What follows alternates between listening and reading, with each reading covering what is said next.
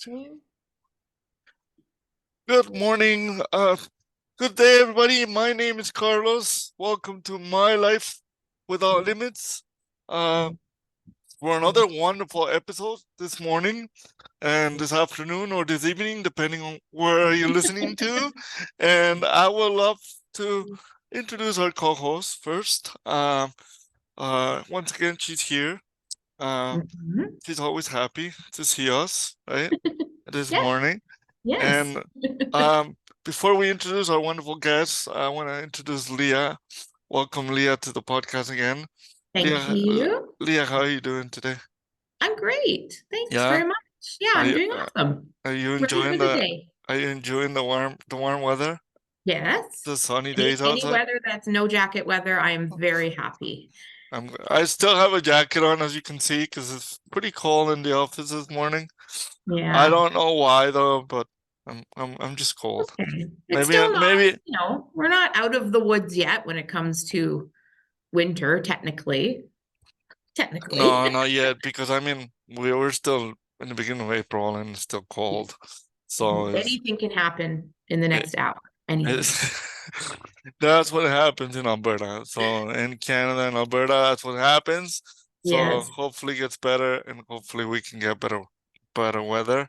Yeah. And things are great. Well, Yeah. I hope we both enjoyed this episode. We will, I think.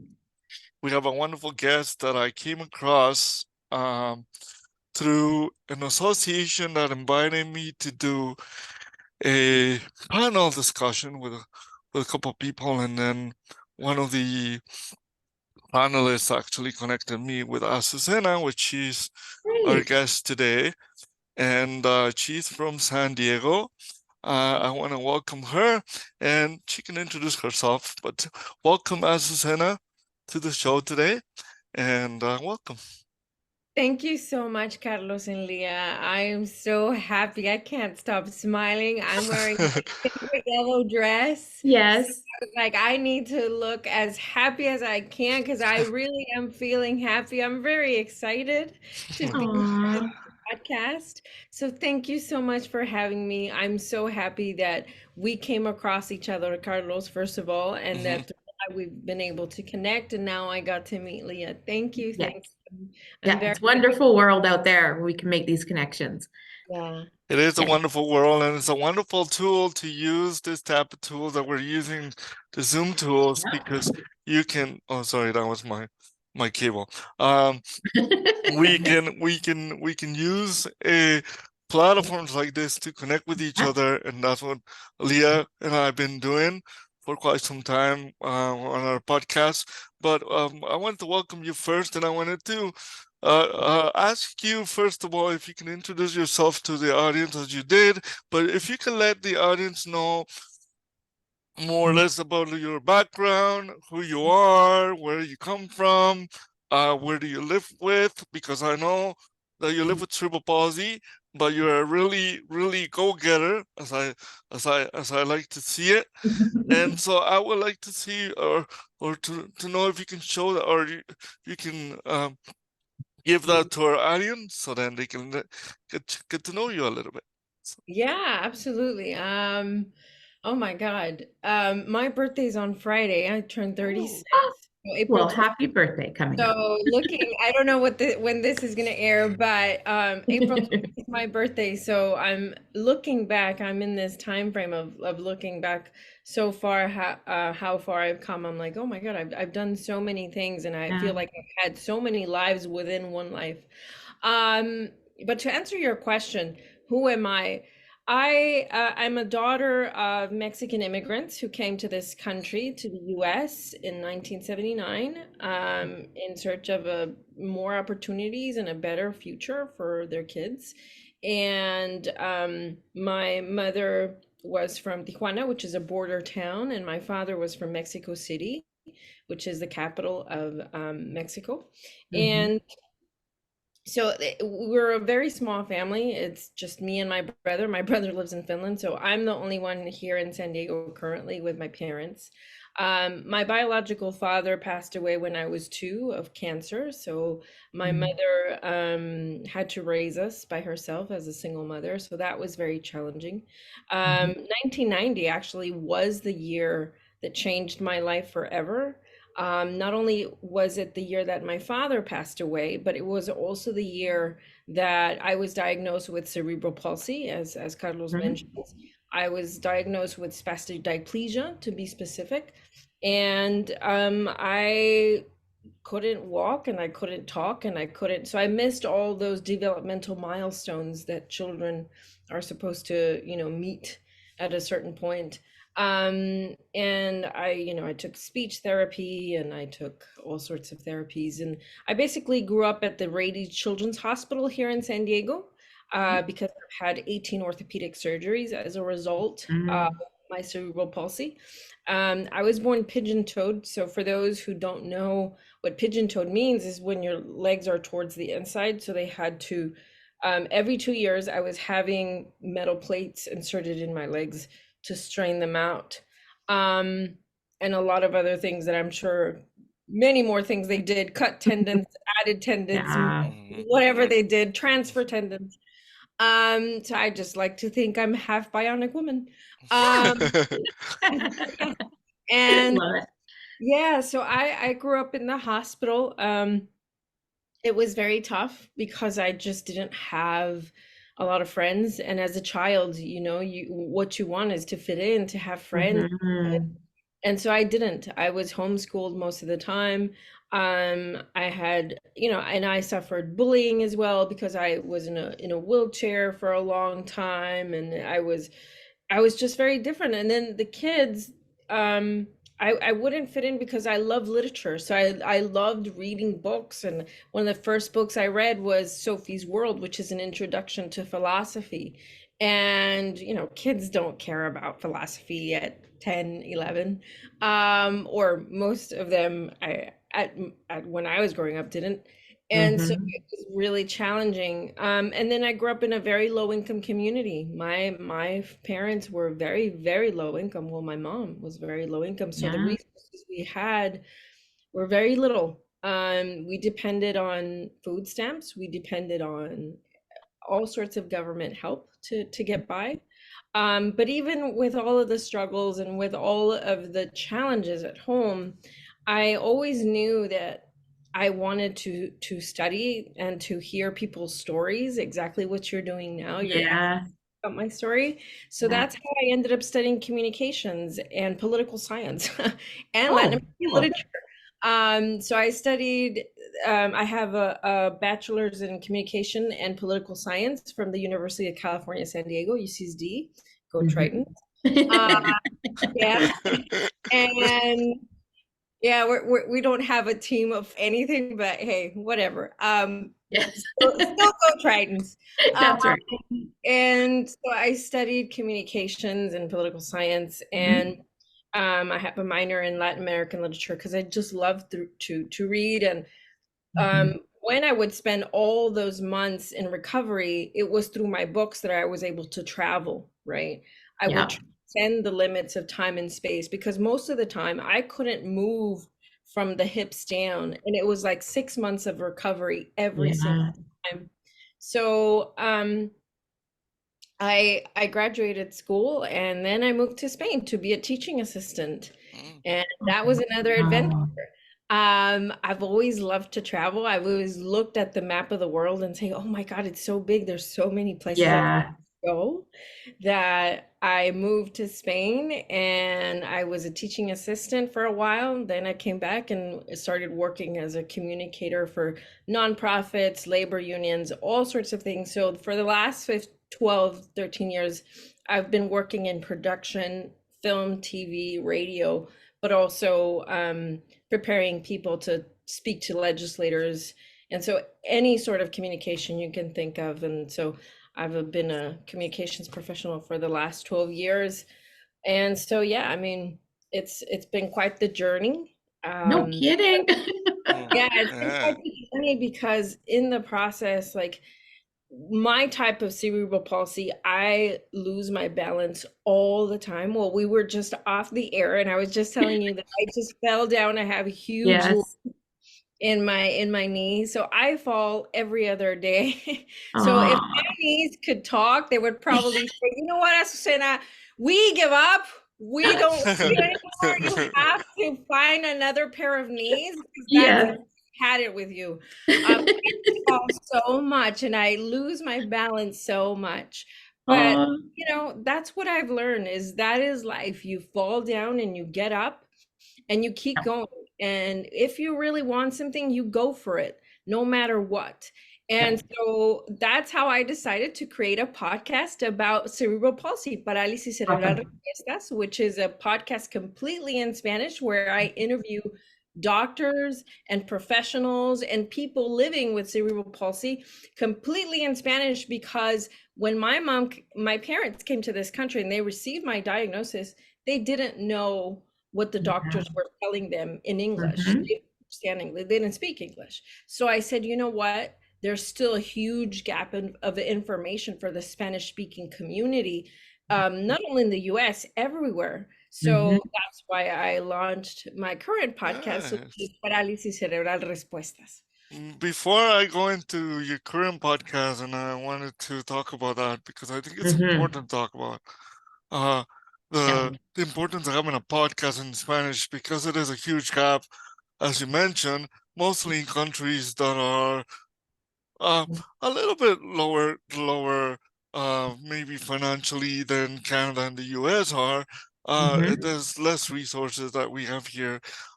You were talking about your life and a little bit about your struggles, and a little bit about what you went through with your parents. What was the most challenging part, other than, did you talk about bowling and being in a wheelchair? For somebody who has cerebral palsy like myself and yourself, for me, it's really hard to talk about being vulnerable and talk about bowling and talk about, I don't know, let's say I haven't experienced this in the workplace, but some people experience discrimination in the workplace, or meanness in Mhm. the workplace, or in life. And particularly my question is, um, what is some of your main challenges that you remember when you were a kid, uh, other than bowling or part of bowling, that you might learn from and shape who you are today? So what are some of those challenges? Um, that's a very good question, and it's a very deep question. Um, I think in general, not only as a kid, but people's perception of who you are. Mhm. I, but first of all, I would say I had to learn to accept myself and the fact that Right. I looked different, that I was different, that I walked different.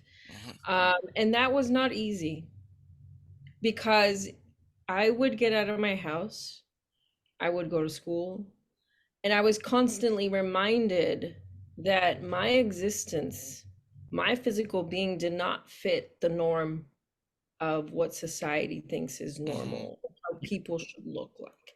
And as a kid, that is very hard.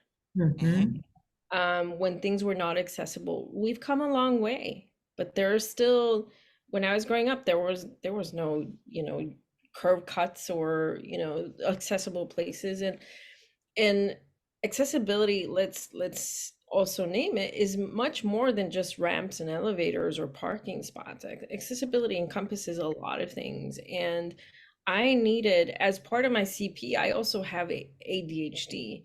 And Mhm. so I needed extra time to process information. And so that was also not given to me in the public school system that I was in at the time. And so I was faced with all these challenges every single day about who I was and my existence as a human being in my body. And it took me a long time to accept that I just was different. I look different, and that's okay. That is part of the human experience. Yeah. We are beautiful because we're all different, you know. mhm, And so, but as a kid, you don't understand that. And all you want is to fit in, and all you want is to have friends, and for other kids to accept you for who you are. And so that was a big journey for me, to accept who I was as a kid, as a woman, Mhm. as a little girl, because going back to the bullying, the boys, I started liking boys, Hmm. and I wanted the boys to like me, but I Mhm. walked differently, and I would fall, and they didn't like me, and they would point at me, and they would, laugh at me. And so Hmm. that was hard. I was constantly faced with my reality, and so that journey was very difficult. I would say even more so than the bullying, right? Which is very damaging Yeah, to our self-esteem. But that, I would say, learning to accept my existence and value as a person, yeah, um, even though I was constantly reminded that this world is not meant for people with disabilities, you know, yeah, that was yeah. challenging.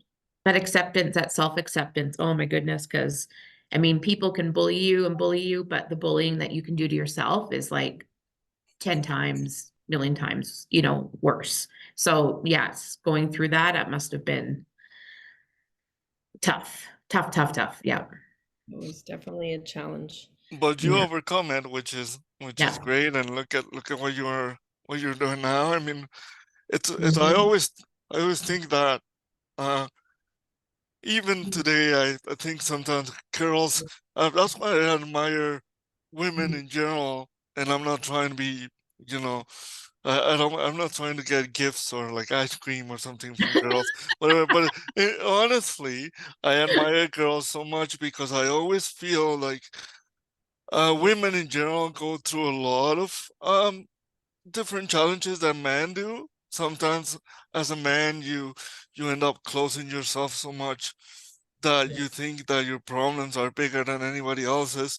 It doesn't matter what gender it is, whether it's a woman or whoever it is, right? But when you look at the bigger picture, or when I look at the bigger picture, I'm like, well, women go through some challenges that men don't go through, that they are Mhm. able to overcome it every single day, right?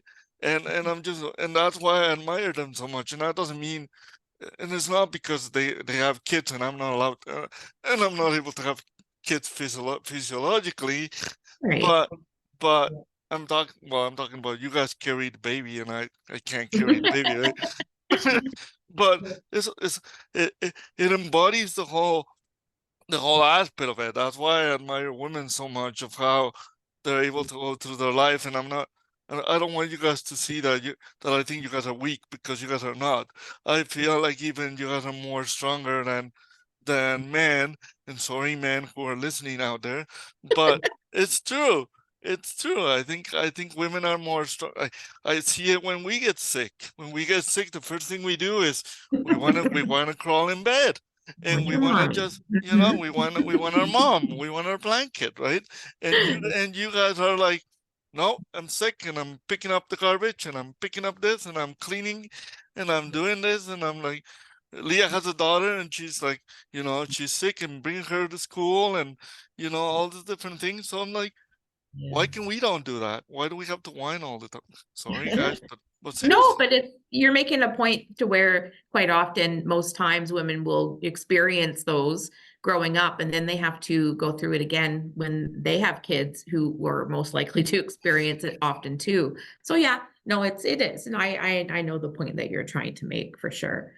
It is. So it's and in fact, for me it's harder because I always think that women with a disability have it Mhm. even tougher, because Yeah, because again, you just mentioned, Azucena, you start liking boys and the boys start making fun of you, right?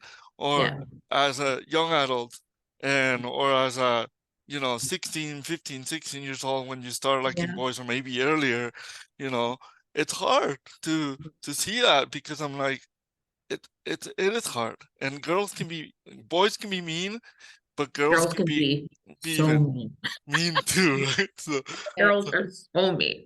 and mostly when there's a competition between, I like the boy and you like the boy, and I'm gonna, Yeah.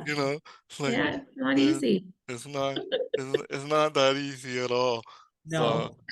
yeah, you have any questions for us, Azucena, that you want to talk to her about? Yeah. So when you were growing up, did you use a wheelchair? Did you use crutches like Carlos does, or how did you get around? Yes, I did. I started having surgery at 4 years old. So from 4 Mhm. till probably 14. It's Yeah. nonstop. So I used a variation of mobility devices to help me get by. I used a wheelchair. I used Mhm. a walker. I never used crutches because Mhm. I was never strong enough to walk with crutches. Or Mhm. also, my coordination is So then, non it just doesn't exist. Coordination, yeah. we don't get along. So I feel I tried getting around with crutches, uh, Mhm. but it just didn't work. Yeah. And so I used my wheelchair to get around, and then I used a walker, and then I used a cane. I think I'm Mhm. gonna come back to using a cane pretty soon Yeah. around because I'm losing my balance much more often now. And so, whatever helps me to get around, Yep. that is what I'll use. But yeah, I mostly wheelchair and a walker. So Yeah. in your wheelchair, is it sorry to clarify this, but is it manual or uh is it automatic? Well, not Well, automatic, but it's electric wheelchair. Power one. no, Or growing up, it was always manual, and Mhm. so I was actually I had very strong arms for some time as a kid. Mhm. And actually, I was kind of a threat, to be honest, because when the kids would make fun of me and they would laugh and point at me, I was like, you know what? You continue laughing at me, I'll run you over. good. I That's mean, right. I would threaten them with my wheelchair. I was like, hey, Good. you gotta be careful with me. And so they stopped doing that, right? But yeah, it was only manual. And actually, just recently, I used a wheelchair again. I gave away the one I had, but I Mhm. think I'm gonna have to purchase one again because I went to an event, like this really big podcasting event recently in Los Angeles, and I fell down and I Mhm. sprained my ankle, and I asked for a wheelchair, which they did have, and I was so happy about that. But the carpet, to try to roll in a carpet is Oh, so hard. yeah. It's like, oh my God, these are the things that people don't think about, you Yeah. know? And of course, I was the only person in a wheelchair. yeah. So So Right. they don't think about it when it comes to rental wheelchairs. They think about it when it comes to like your own personal one, because you know how they have different wheels and different yeah. shapes and different Yeah. things. Yeah. But I Yeah. mean, when it comes to rental wheelchairs, they gotta also think about having like different styles of rental wheelchairs, Mhm. in my opinion. Because again, if you end up spraining your ankle like the way you did, you need a wheelchair. But what about pushing it on the carpet? You can't really do that. Exactly. So Yeah. that was so hard to get through the hotel and trying to get to the sessions on time. I made it late because I just couldn't, right? Yeah. But I had a friend that he said, you know what, you should buy a motorized one, and he rented one for me, and I was like, yes, this is what I need. I don't drive at all. I don't even have a driver license. So Mhm. um having that powered wheelchair, I felt Mhm. like, oh my God, these are my Hot Wheels. I Yep. need this, Yeah, you know? yeah. Yeah. But it's about the one I liked was about $3,000. So I need to save up. Yeah. Oh, Um, ridiculously yeah. expensive. Yeah. And that's another thing about disability that people don't think about is Mm. how much more expensive it is for us to Just exist. get around, exist. Yeah, Yes. Yes. exist and to in a ableist world, right? Mhm. And so yeah, that's another thing, the expenses that comes with Yeah. it, something Yeah, else that that is so true. It is Yeah, you're expensive. right. It is brutally expensive, and I never thought about it when I was a kid, to be honest, because obviously you have, well, I had the fortune to have a really great support from my family members, and you don't really think about it until you actually grow up and you gotta see all the sacrifices that your parents did to be Mhm. able to give you the life that you have, right? Because you realize, okay, it's not like piece of cake, it's not like money fell from the trees. It Mhm. my parents had to work 2 jobs. Your mom had to work, like use, grocery tickets, as you mentioned, right? Ballots. So every parent has their own sacrifice for their own children. And I'm pretty sure if I ask Leah, for example, as a mother, she would tell me that she would do anything in her power for her daughter to have the most successful life in the Yeah, planet, even if absolutely. she doesn't eat for 3 days, but her daughter needs to eat. Oh yeah. You know, I'm just Yeah. saying, like, she would do that because that's the way mothers are. That's the way women are overall, Mhm. right? So it's true. I do want to talk a little bit um well, Leah really likes this topic all the time. And I know she probably didn't want to bring it up, but I want to bring it up because I was curious about it. Before I met you and even after I met you, we talked a little bit about, um, well, I talked more about relationships, Mhm. friendships, and love, right? Mhm. The two different things. Yep. Love relationships and friendship relationships. We heard a little bit about your conversation with friendship relationships already, how you had tough times having a friendship relationship. But now that you're older, um that you grew up from that childhood stage and you went through your adulthood, your teens and then your adulthood. How are your relationships friendship wise, and also if you want to share, if you feel comfortable in sharing about your love relationship Yeah, wise? no, absolutely. I think it's super important to discuss these things. And as I mentioned to you both when off camera, I'm an open book, so please feel free to ask me whatever you feel curious about. And I think this is a great question. Um, Mhm. I think friendships are very important. They're one of the pillars of my life. I have very good friends that most of my friends have been my friends for a very long time. So I've developed those friendships for, over 10, 12 years. So I think I have a very close knit set of friends that I can count on no matter what, that I can call at any time and they'll answer. And Mhm. because I live on my own, I live about 25 minutes away from my parents, but I live on my own. So for me, it's very important to have that emotional support, and because I have my days where I just feel very, very sad and very depressed, Mhm. and where the pain just takes over my legs and I have spasms and I cannot move. Mm-hmm. And I look up at the sky or the ceiling of my room and just cry in silence because of the frustration, and I don't want to take medicine. I don't want to take pain medicine. And I'm 35, and I think, what is my life going to look like in the future, right? And Mhm. I don't know what it's going to look like. I don't know how it's going to yeah, I don't know how it's if it's going if cerebral palsy does not get worse over time, because it remains static. The injury that we have occurs during prior or after birth, but the the the effects of it, like Mhm. the just the walking, and because my hips are uneven, so it just takes much more effort to Yeah. get around.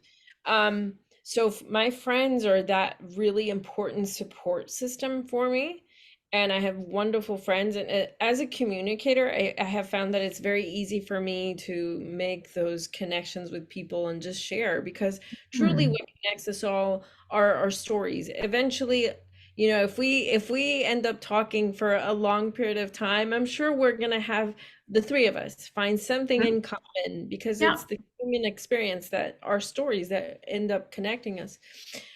So my friends are very important, and they all live in different places, so that's a bit challenging, because that makes me feel that I'm alone.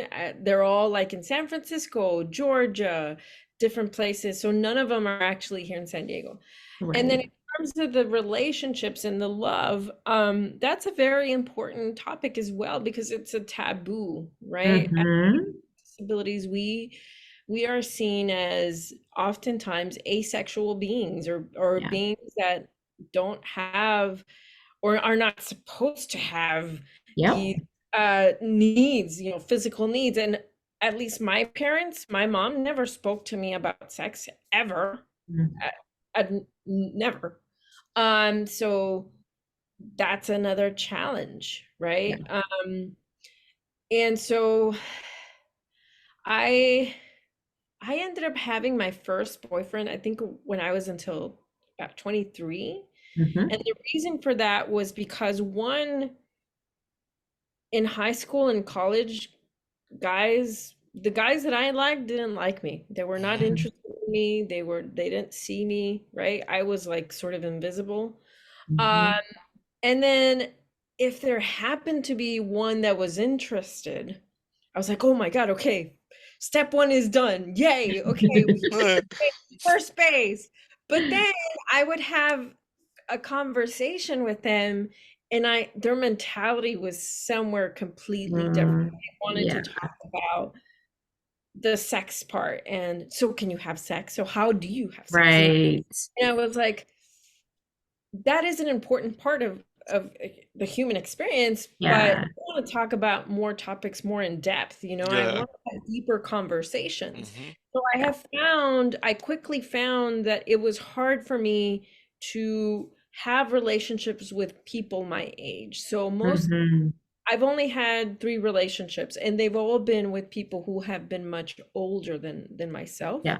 Hmm. um because their maturity level is at the level that I want, Yeah. right? Whereas when I was in college and high school, all they wanted to talk about was sex. Yeah. and Mhm. and I was like, great, wonderful, I understand the hormones are there, I Yeah. have a few, I feel the urge as well, but I don't want to keep talking about this.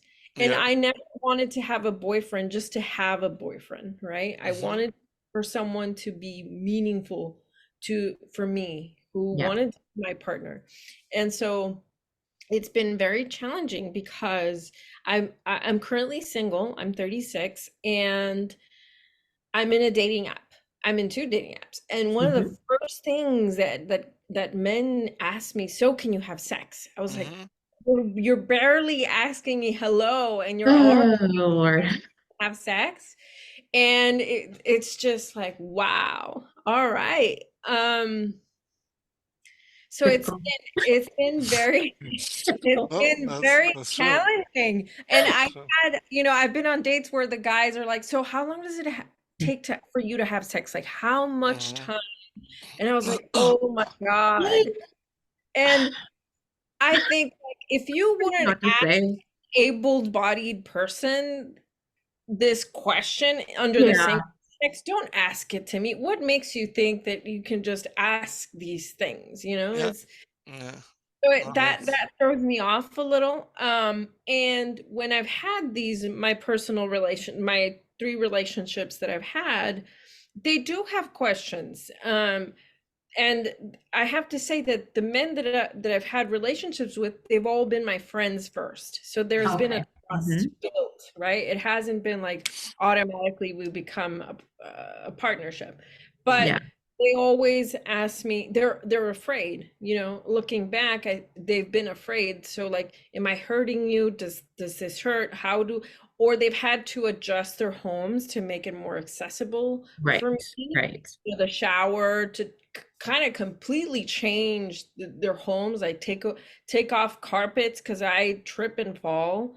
So they've had to adapt their homes, but also themselves to like, one of them was very physically active, and he would start running, and I'm like, Robert, I'm never gonna catch up to you. And so Right. and he's, oh shit, I'm sorry, you know. So Mhm. it has been a challenge for them, and they've been very curious about what I can and cannot do. But I'm no longer with these wonderful men, but it hasn't had to do anything with my disability. It just Right. has had to do with the fact that we are going in different paths. And Yeah. different. I think I know that if someone cares for me, they're going to, the disability is, you know, Is- yes, is it's a part of who I am, but it's not all of who I it's not am. gonna matter Yeah. as much Yeah, as it's not gonna matter. yeah. Yeah, and the adjustments they have to make, they may realize, well, you've been making adjustments your whole life and will continue, so these adjustments are very minor, Sure. compared to, yeah, exactly. Yeah. And I've also had experience where I dated someone for a while in a dating app, and I thought, okay, this is going great. Yay. And this was recent, well, not recently, but like I was 34, so 2 years ago. Mhm. And I was very excited about this person, again, older than me. And I was like, okay, this man is mature. And 4 months into it, I stay over at his house, and I get Yeah. these really bad spasms in the middle of the night, like at 3 in the morning. And I say, can you please, I wake him up, at 3, and I'm like, can you please just warm up your hands, get some cream, and massage my legs because they're really hurting. And he did it. He got up and he did it. But like, after we had breakfast, he brought me home, and he sent me a text soon afterwards. And he said, your disability is much more serious than I thought. Oh my God. I don't want to deal with it. So, it's over basically. And I was Putting like, lotion on someone's like, he should be doing that regardless. Right? and Right? wow, That's I, that's the same thing I said when or I thought when I heard this story because I heard yeah, it before. So yeah. I'm like, he should be doing Good. that regardless, right? Instead of I wish him luck. Yeah. But that was very, it was very heartbreaking, Oh, of it was course. very disappointing for me. Uh, Yes. but you know what? I dodged a bullet. Yes, And that's Yeah, very true. You like, did. you know what? On to the next. exactly. But it is the reality of the dating world. And then the other thing is, am I worthy of being loved? Am I Right. worthy of being seen?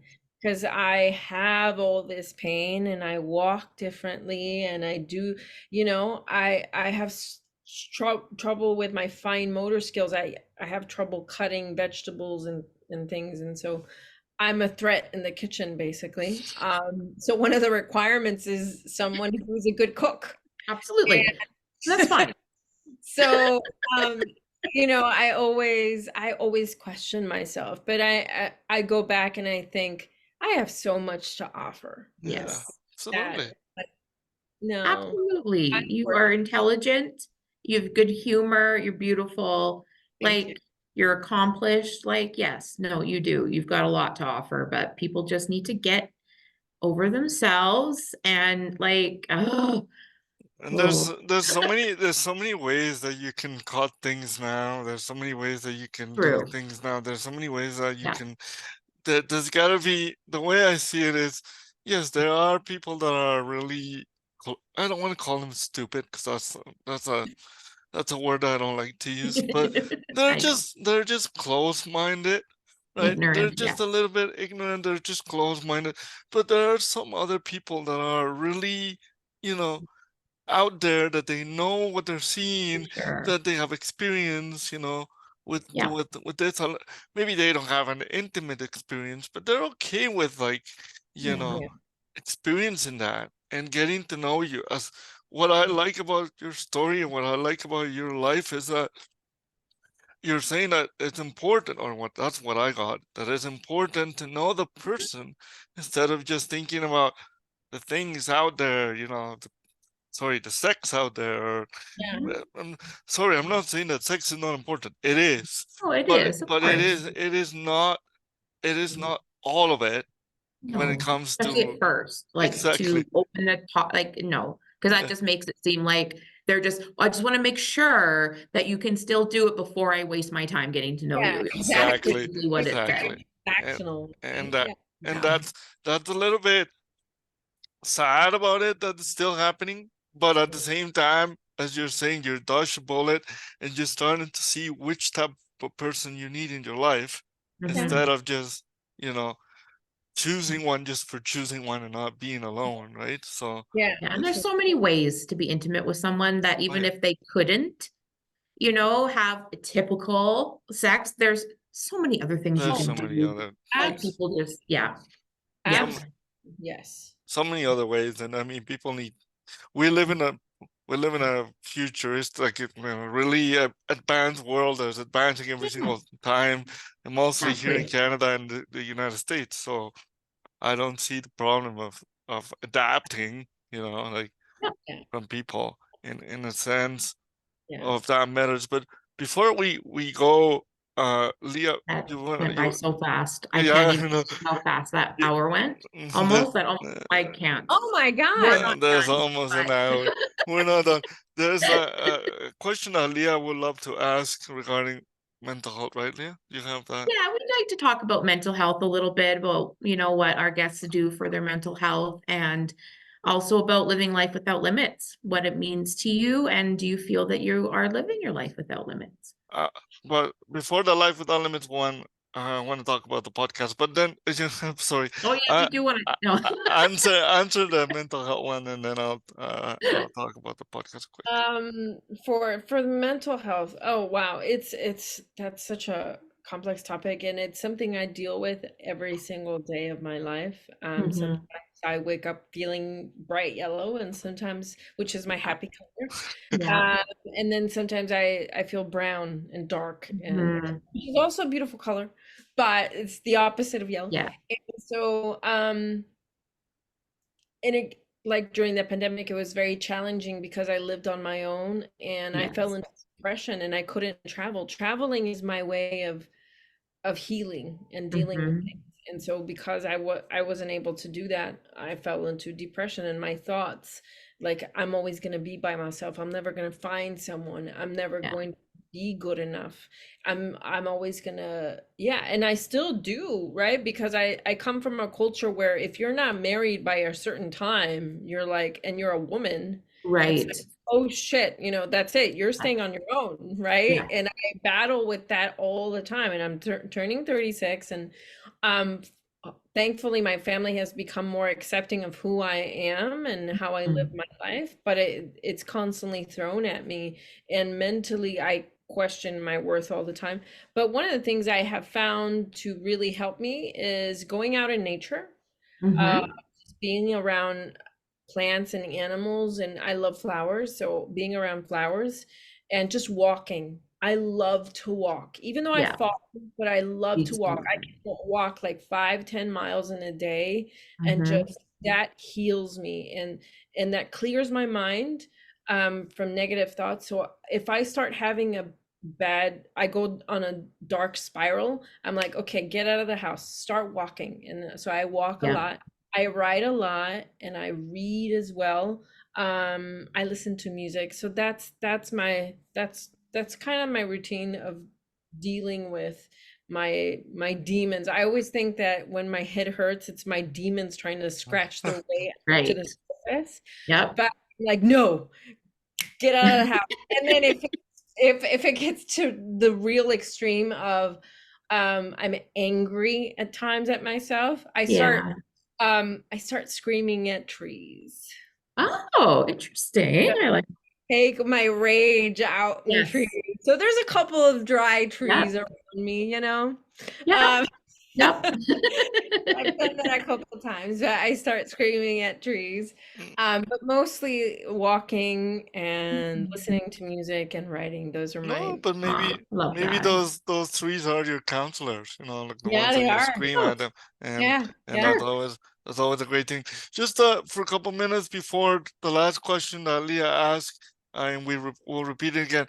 You created an amazing podcast in Spanish that was just released. The first episode, I think, was a couple weeks ago. And was it 3 weeks ago? Congratulations. That's was the awesome. first episode? Yes. And it's been, I think it's been 4 episodes now, if I'm correct, 4 Mhm. episodes of your podcast in Spanish. So we want to know. I want to know a little bit, but why do you created it? What did it move you to create it?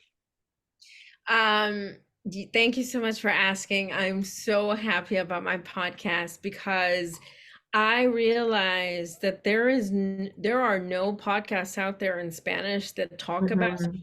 cerebral palsy.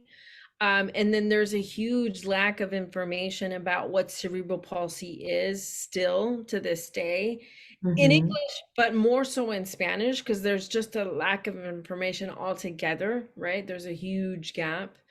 And I'm fully bilingual. Actually, Spanish is my first language, and I didn't learn English until like at 9 or 10. And so um I realized that the Hispanic Latino community or Spanish speaking community in general don't have resources when it comes to trying to speak to doctors about cerebral palsy or if they have questions. So in my podcast, Parálisis Cerebral Respuestas, I interview doctors, top specialists in the field of cerebral palsy, at least for this first season, where I'm going through the basics of what is CP, what are the different types, what are the different treatments, how do you pick a treatment. So what I do is I ask people to send me their questions about CP, and I ask those questions to the specialist that I'm interviewing in that week. And so people, Spanish speaking people, can use me as a resource to try to reach these doctors that they probably wouldn't be able to do so in the first place. So the first one is one of the best doctors, top neurologist in cerebral palsy, Dr. Mauricio Delgado, who speaks about what CP is. And he was president of the American Academy for Cerebral Palsy as a Mexican, and also president of the Mexican Academy. So he's highly accomplished. And for me to get access to all these doctors is amazing, but more so is to be able to spread the knowledge. Because when I tell someone that I have CP, they're like, that's not true. It doesn't seem like you have CP. Isn't that Right. like Down syndrome? Or they think that there's some sort of cognitive Yeah. impairment or, something completely different. So that's what I want to do. I want to raise awareness with this podcast, but more so than raise awareness, I'm taking action, right? And I'm Yep. taking action by creating this podcast in Spanish to interview these sources. Because in the internet, you can find a lot of information, but these doctors have dedicated their life to the field of cerebral palsy. So I hope to raise awareness about what CP is, but also spread the knowledge about what it is. And so, yeah. That's Love my that. podcast, Parálisis Cerebral Respuestas, which is available on Spotify, Apple, and also YouTube. Great. Yeah. We'll make sure to put links to that in the Well- show notes well, so people definitely know put- where to find it. Put Yeah. links in the show notes for sure, so people, as Leah said, people know where to find it. Yeah. It's a really great podcast. I listened to 3 of them. I haven't listened to the last one. I'm gonna take time to listen to, because I take notes. So, I've been doing that with my podcast now, with this season mostly taking notes and kind of seeing what, and also with other podcasts to see what we can improve on, what we can think about. Yeah. Leah does true. that with criminal podcast too. She listens to it a lot. I don't know if she makes True notes. crime, I do. True- I don't true take crime. notes, but I But- solve them. I know I But do. Most of the time. she's I very solved smart. one on the way into work today. Oh, nice. I know exactly who did it. When we went to a presentation one time, she put me, instead of listening to music, she put me at this podcast listening to, and it was Yeah. really good. It's really interesting. So it was good. But anyways, Leah has one last question, Yes. which we ask all of our guests, and we want to know your answer. There's We'll no go back. correct answer, so feel No. free to answer whatever comes to your heart. We'll go back to why we're here and mostly to talk about life without limits. So if you could please let us know what living life without, like what that term means to you, and if you feel that you are living a life without limits. Living a life without limits means pursuing your dreams. Means being able to, or even to dream, and not so much being it it it shouldn't be defined by the physical act of pursuing something, because you can live a life without limits in your imagination. You can push the limits of your imagination, and that is a life without limits. One of the things that I am very proud of is that I've managed to adapt very well to the challenges that life has thrown at me, and I've been able to navigate through life. And what's been the most challenging part for me is people's perception of how I should look like, or how I should act, and then the barriers that are put in our society. That's the most challenging and tiring part, trying to say, hey, we deserve these rights. We deserve to be seen just like anyone else, because we're human beings. We have so much to offer. So in a way, I think society puts a lot of limits into us. Am I living my life without limits? Absolutely. I think what defines us in life are not our abilities or disabilities. Are what defines us as people are our dreams, our opinions, our hearts, our minds. That is what defines us as human beings. It's not whether we can do something or not, because we all have talents and we all have gifts. And I feel like my gift is storytelling. It is gathering people's stories and writing about it. And with this podcast, I love interviewing people. And so I've traveled around the world. I've been to 17 countries. It's been very challenging because they're not always accessible. I've managed to smash a lot of expectations that people had and or didn't have about me or how I should live my life. And so, yes, absolutely, I'm living my life without any limits. I've made mistakes along the way, but I don't regret it. I've learned from them, and I'm happy. I mean, I definitely know that the best is yet to come. Lots of challenges, but that's okay. I'm ready to conquer them, whatever it looks like, and I'm happy and I'm fortunate to be able to say that I can live my life. If there's something I want people to know about CP and what it feels like to have CP, is it's a damn good life. I am so happy I have CP. Like, yes. Absolutely. People should not pity me. People should not feel sorry for me. No. I'm living my life to the fullest. And yes, there are challenges, but you know what? You keep moving forward, because that is life. That's right. That's beautiful. Well, thank you. Thank you so much. That is beautiful, actually. To remind people that it's beautiful to live the way you are. 'Cause sometimes, depending on which disability you have, some people don't feel that they are proud of what they have. It took me a long time to feel proud of living with cerebral palsy. It took me a very, very long time. Super, super long time. Nowadays it's different. Working in an organization that I work for, it opened up my mind to enjoy my life, living with cerebral palsy. Right? So I completely understand your message, and I love it, because I think people should really live their life enjoying the way they are. Thank you so much, Azucena, for coming across my network, coming across my life, to to connect with each other. I know I haven't been able to talk to you personally again since last time because I've been busy. I went back to Mexico, then I came back. I have to catch up with work, and there's a lot of podcasts that me and Leah are recording in the next last couple of weeks, and then in the next couple of weeks we're recording a lot of podcasts. We're not stopping. So a lot's happening.